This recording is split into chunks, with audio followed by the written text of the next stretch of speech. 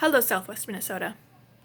So the other day, I heard Mark Levin on his radio show repeat a narrative that's been going around social media in recent weeks in response to the call for police reform in the aftermath of the murder of George Floyd.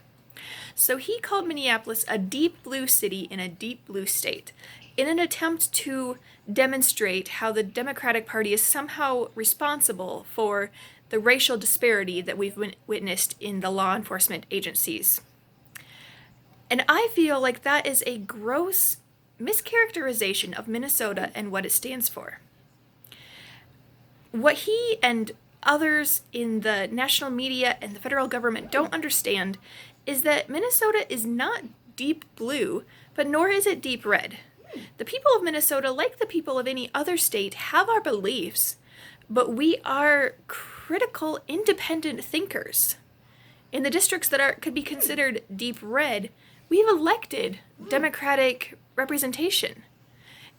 And the blue districts have done the same with the Republican candidates. Take, for example, our own former governor, Jesse Ventura, who is neither. So yes, Minnesota will elect an independent even if we feel that they are the right person for the job. So we don't need the sensationalists in the national media outlets to try to politicize what's going on here in Minnesota when they have no understanding of the dynamics of our great state.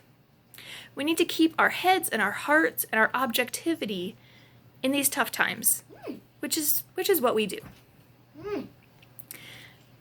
But we also need to make sure that we continue to reject any attempt by the national news media or the federal government to use our state as a talking point for divisive rhetoric.